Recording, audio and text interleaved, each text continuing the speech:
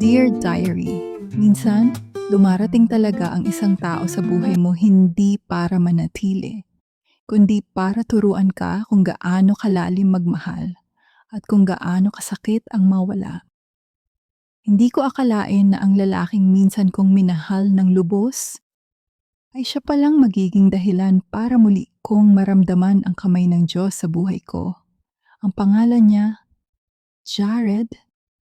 Hindi siya gwapo sa pamantayan ng mundo, pero may kung anong liwanag sa kanya na hindi ko malilimutan.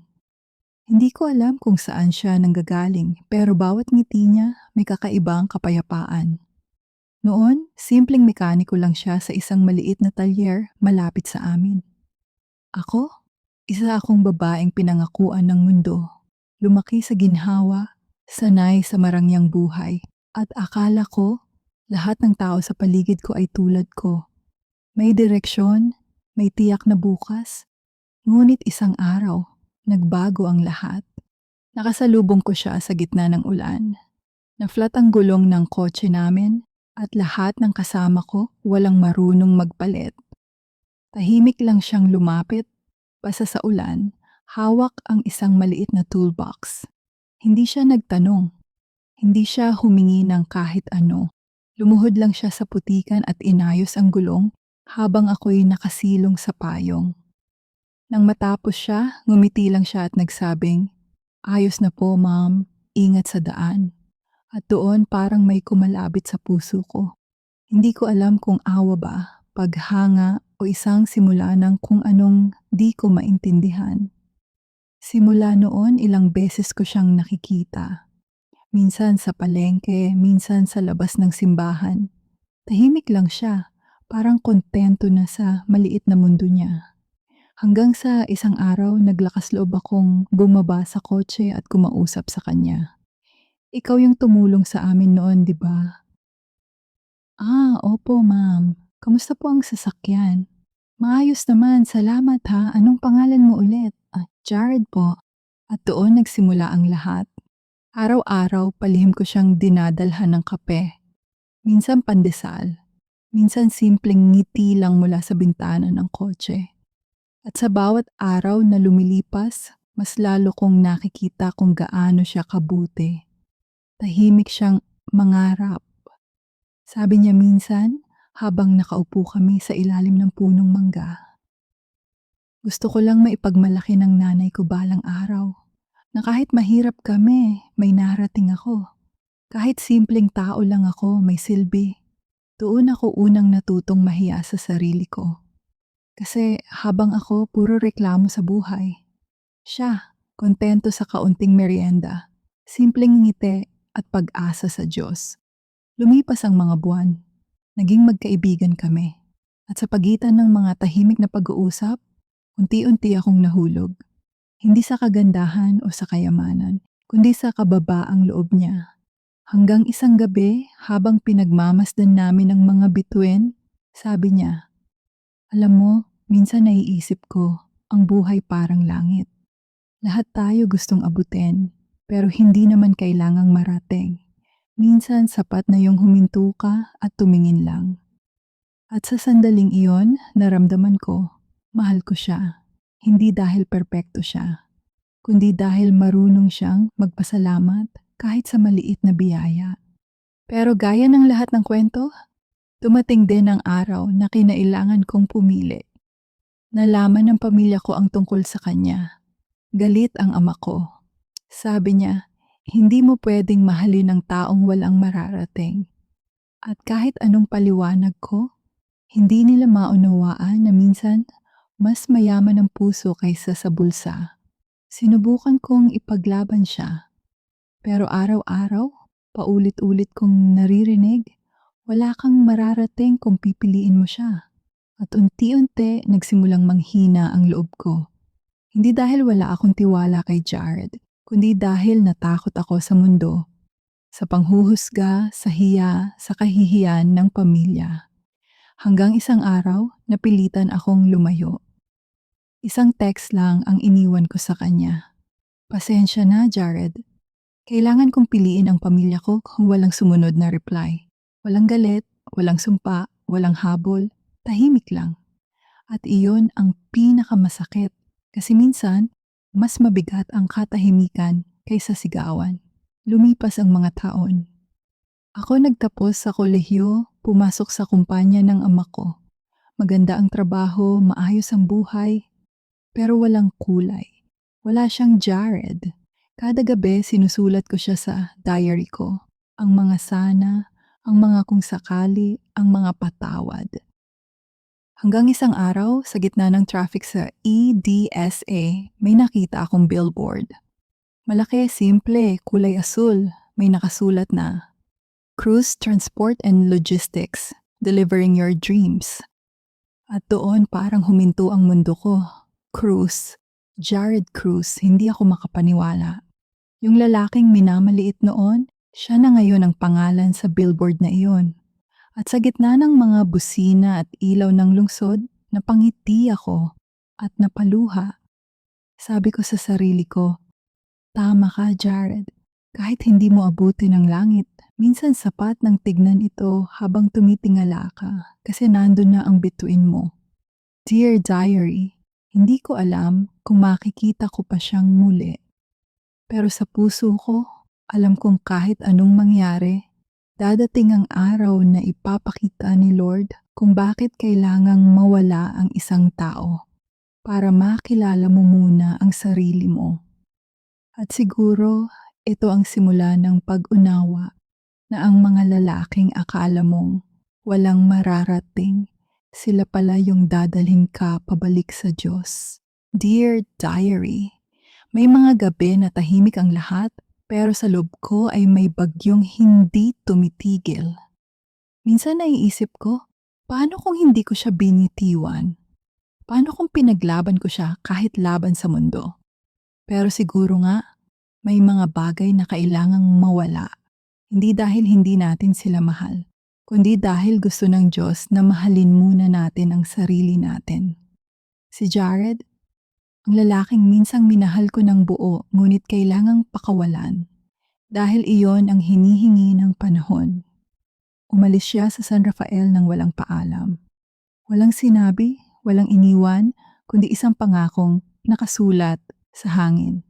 Babalik ako kapag may karapatan na akong tumingin sa'yo ng pantay. Sa Maynila, hindi naging madali ang lahat. Ang dating malinis na hangin ng probinsya ay napalitan ng usok, ingay at gutom. Dito niya naranasan ang mga araw ng pagod na walang kapalit, ang mga gabing walang tulog at ang mga umagang puno ng dasal. Pero kahit ganoon, hindi siya sumuko. Dahil sa puso ni Jared, naroon ang apoy na hindi napapatay ng kahirapan. At sa gitna ng lahat ng iyon, natagpuan niya ang sarili niyang panalangin. Sabi ni Jared kay God, Panginoon, tulungan mo akong huwag sumuko. Kahit mahirap, kahit masakit, gamitin mo ako ayon sa plano mo at tila narinig na nga siya ng langit. Isang araw dumating si Mang Revo, may-ari ng lumang auto shop. Tinanggap siya bilang assistant at doon nagsimula ang bagong kabanata ng kanyang buhay. Araw-araw siyang maaga, tahimik at magalang. Walang reklamo, kahit puro grasa ang kamay. Ngunit higit sa lahat, marunong siyang mangarap ng may dangal. Sa bawat makina niyang inaayos, parang unti-unti ring inaayos ang sarili niyang pagkatao.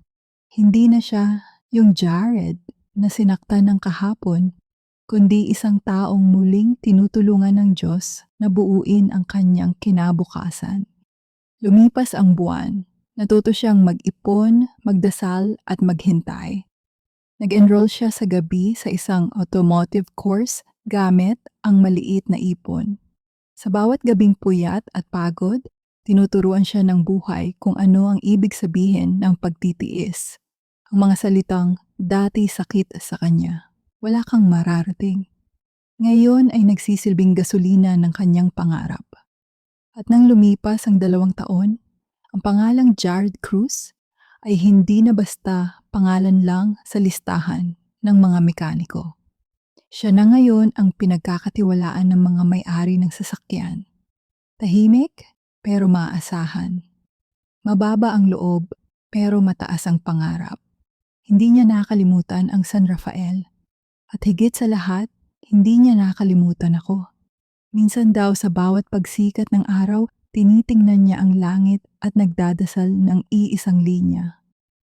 Kung kalooban mo, Lord, ibalik mo siya sa tamang panahon. Hindi niya hiniling na magtagumpay para ipagyabang. Hiniling lang niyang maging taong karapat-dapat magmahal ng may layunin. At nang dumating ang araw na iyon, ang araw ng pagbabago, tinawag siya ni Mang Revo. Iho, kaya mo nang mag-isa. Bakit hindi mo subukang magtayo ng maliit mong negosyo? Maraming nangangailangan ng tulad mo. Sa unang pagkakataon, naramdaman ni Jared na totoo pala ang kasabihan. Kapag may pananampalataya, laging may paraan. Mula sa maliit na repair shop, naitayo niya ang Cruise Auto at Transport Services. Isang negosyo na nagsimula sa isang lumang truck at isang malaking pangarap. At sa bawat biyaheng kanyang sinimulan, dala niya ang aral ng bawat sugat at ang dasal ng bawat gabi ng pagtitiis. Dear Diary, hindi ko alam kung alam niya. Pero sa tuwing ipinagdarasal ko siya, parang naririnig ako ng Diyos. At siguro nga ang mga dasal na itinanim natin noon ay unti-unti nang sumisibol ngayon. Dear Diary, kapag naririnig ko ang pangalan ni Jared ngayon, hindi ko maiwasang mapangiti. Minsan ang taong pinakamatahimik, siya pala yung may pinakamatatag na loob. Lumipas ang 5 taon. Ang dating batang nangangarap ay isa ng kilalang negosyante. Ang Cruise Auto at Transport Services ay lumago mula sa isang lumang truck hanggang sa fleet na pinupuri ng mga kliyente. Ngunit sa kabila ng lahat, hindi nagbago si Jared. Tahimik pa rin, maayos, at higit sa lahat, marunong magpasalamat. Lahat ng ito galing sa Diyos. Hindi ko ito pag-aari. Ako lang ang katiwala, iyon ang linyang lagi niyang sinasabi sa mga meeting kapag tinatanong kung ano ang sikreto ng kanyang tagumpay. Walang social media hype, walang yabang, dahil alam niyang ang tunay na tagumpay ay ang kapayapaan ng loob. Ngunit hindi rin naging madali ang pag-angat. Kasabay ng tagumpay, dumating ang tukso. Mga taong lumalapit para sa interes, mga partner na gusto lang ng pangalan, at mga babae na ginawang laro ang pagmamahal. Pero sa tuwing may ganitong pagsubok, lagi niyang binubuksan ang lumang notebook, ang unang notebook na dala niya mula San Rafael. At doon siya bumabalik, hindi sa alaala ko bilang babae, kundi sa alaala ng lalaking ipinangako niya sa Diyos na magiging matatag. Natutunan niyang hindi lahat ng kalaban ay nasa labas. Minsan, ang pinakamalakas mong kalaban ay ang sarili mong pagmamataas. At iyon ang tinalo ni Jared. Dumating ang isang gabi na habang naglalakad siya pauwi mula opisina, nakita niya ang isang babaeng umiiyak sa gilid ng kalsada. Nilapitan niya ito, isang street vendor na ninakawan ng kinita. Tahimik lang si Jared. Inabot niya ang wallet niya, binigyan ng pera ang babae, at nagpaalam. Ngunit bago siya umalis, narinig niyang sinabi ng matanda, "Anak, hindi mo alam kung gaano kalaking tulong to. Pagpalain ka ng Diyos." At sa sandaling iyon, napangiti siya. Hindi dahil sa pasasalamat, kundi dahil naalala niya kung gaano rin siya tinulungan noon. Hindi na siya yung Jared na inuuna ang sarili. Ngayon, masaya na siyang tumulong kahit walang nakakakita. Walang kapalit, walang papuri. Tulong lang dahil alam niyang minsan din siyang tinulungan noon. Minsan, yung tunay na kabutihan ay yung tahimik lang.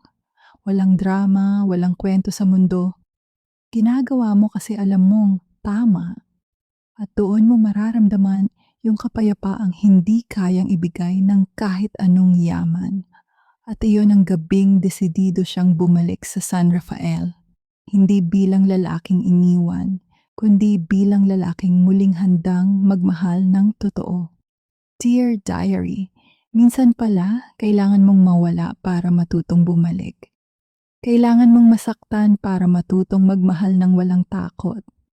At minsan, ang paglayo ay hindi pagtatapos, kundi paghahanda para sa panibagong simula. Sa araw na yon, hindi lang si Jared ang bumalik sa San Rafael.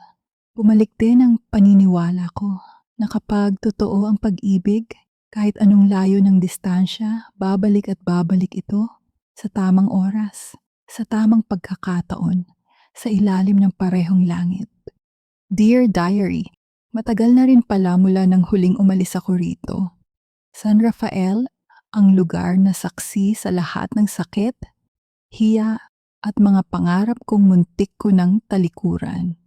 Ang dami ko ng pinagdaanan sa Maynila. Pero ngayong bumalik ako, parang dito pa rin nagsisimula lahat. Ang sabi nila, pag matagal ka nang nawala, nagbabago ang lahat. Pero minsan, hindi pala lahat. Yung sakit, yung pangungulila, at yung mga salitang hindi nasabi, parang nakaimprinta pa rin sa hangin. Si Papa, wala na. Hindi ko man siya nakasama sa huling sandali, natutunan ko ng patawarin siya. Siguro, ganun talaga. Minsan, kailangan nating hayaang ang Diyos ang magturo ng kababaang di kayang ituro ng panahon. At siya, si Jared, ang lalaking minsan kong iniwasan dahil sa takot. Ngayon kilala na sa buong lalawigan bilang may-ari ng cruise transport services. Pero higit sa lahat, kilala bilang lalaking marunong magpasalamat. Hindi ko siya nakalimutan kahit kailan. Hindi dahil sa pagmamahal lang, kundi dahil siya ang paalala ng lahat ng aral na binigay ng Diyos. Na kahit ilang beses kang apihin, kapag mabuti ang puso mo, babangon ka sa oras na itinakda niya. Hindi ko alam kung anong mararamdaman ko. Takot? Hiya? Saya? Basta ang alam ko lang, handa na akong humarap. Hindi para magpaliwanag, kundi para magpasalamat. At doon, parang huminto ang oras. Ilang taon man ang lumipas, pareho pa rin ang tingin niya. Yung tingin ng taong nakakaintindi kahit wala kang sabihin. At biglang sabi ni Jared, ang tagal mong nawala, Lina. Halos maluha ako at ang sabi ko, siguro kasi kailangan muna nating hanapin ang sarili natin bago natin mahanap ulit ang isa't isa. Nagkwentuhan kami ng parang walang nangyari, walang tampuhan, walang tanungan. Tanging katahimikan lang na puno ng kapayapaan. At sa gitna ng katahimikan, ramdam ko, hindi na ito tungkol sa amin, kundi sa plano ng Diyos na matagal nang hinahabi. Ang tagumpay pala, hindi nasusukat sa dami ng pera, kundi sa kakayahang magmahal ulit, kahit minsan kang nasaktan. At ang tunay na kapatawaran ay yung kaya mong ngumiti sa taong minsan mong iniwasan. Habang pinagmamasdan namin ang araw na lumulubog, ramdam kong may bagong umagang paparating. Hindi na kailangang balikan ang nakaraan dahil ang mahalaga, magkasabay naming hinaharap ang ngayon. Dear Diary, ngayon ko lang tunay na naintindihan ang salitang kaloob ng langit. Hindi lang ito tungkol sa taong binigay sa'yo, kundi sa puso mong natutong magmahal. Kahit pagkatapos ng lahat. At kung minsan, kailangan mo munang masira para buuin ka ulit ng Diyos sa paraang kaya mo nang magmahal ng may layunin. Dear Diary, hindi ko alam kung saan ako magsisimula. Pero kaya ng dati, isusulat ko na lang ulit ang mga salitang ayaw ko lang itago. May mga araw na parang ang bigat, na kahit ngumiti, ramdam mo pa rin yung sakit. May mga gabing gusto mo na lang umiyak, kasi kahit anong lakas mo tao ka rin napapagod din. Minsan gusto mong sumigaw, pero mas pinipili mong manahimik. Kasi sa mundong puno ng ingay ang katahimikan, minsan na lang ang natitirang sandigan mo. Ito ang real talk, Diary's daily kwento ng puso, hindi pantasya, mga salitang totoo para sa mga pusong hindi na kailangang magpanggap. Kaya kung nasasaktan ka, ayos lang. Kung umiiyak ka, ayos lang. Hindi ka mahina, tao ka lang na marunong magmahal, marunong umasa at marunong masaktan. Pero tandaan mo, hindi natatapos sa sakit ang kwento mo. Kasi araw-araw may panibagong pahina, at sa bawat pahina may bagong dahilan para